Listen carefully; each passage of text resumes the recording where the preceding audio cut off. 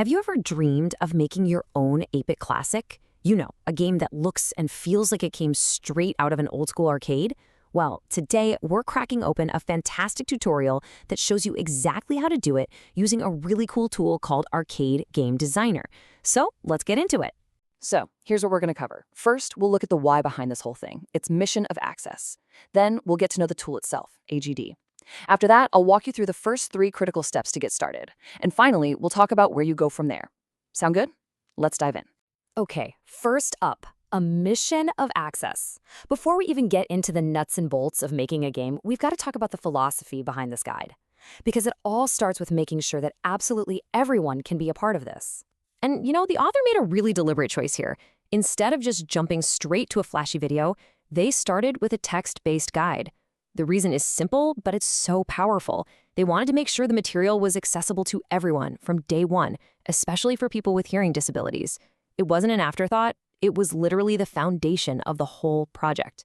And that right there really gets to the heart of it. This is all about building a creative community where nobody gets left on the sidelines. It's about making sure the tools and the knowledge are there for anyone who has that spark, that passion to create something cool.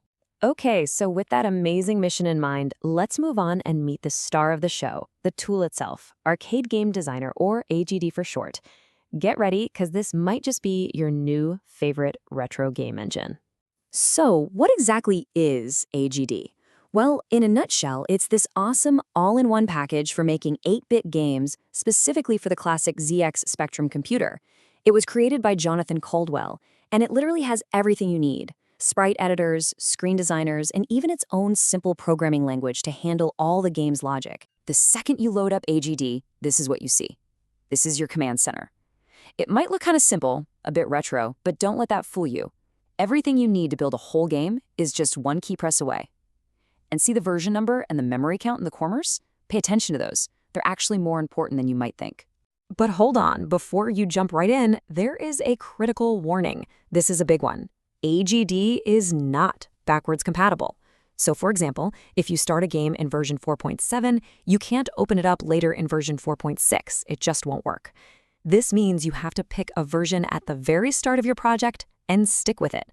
The pro tip? Save a copy of that exact version of AGD right there in the same folder as your game files. Okay, let's get our hands dirty with the practical stuff.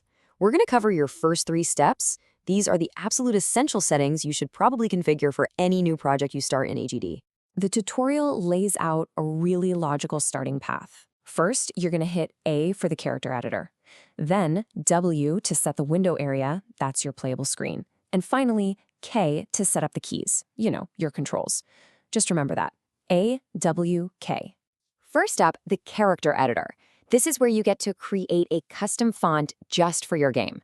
Yeah, it might seem like a small detail, but giving your game its own unique text style right from the beginning, it goes a long way in setting the mood and personality. And the editor itself is super easy to use. You're literally just moving a cursor over this grid with the arrow keys, hitting the spacebar to pop pixels on or off, and then you press enter when you're happy with it.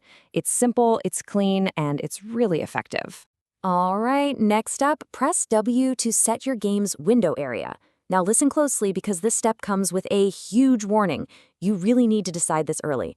If you change the window size later on, AGD will completely erase all of your screen layouts and all your sprite positions.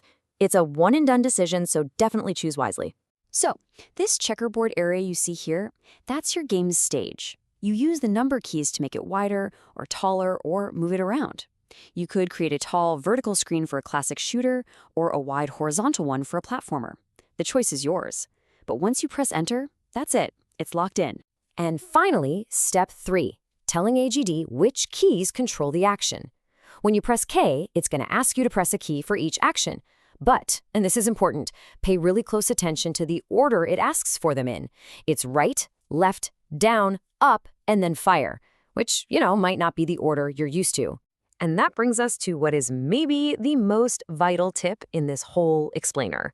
Write your key assignments down. I'm serious. Grab a sticky note, a piece of paper, whatever. Once you set them, AGD gives you no way to go back and check which key does what. You will thank yourself later for keeping that note. Trust me. So, with those three basics in place, you've got your font, you've got your screen, you've got your controls, the basic skeleton of your game is officially set. And that brings us to our final section. Now it's time to experiment. Your journey is really just getting started. And this, right here, is the most important message of the entire guide. Don't just follow the steps like a robot.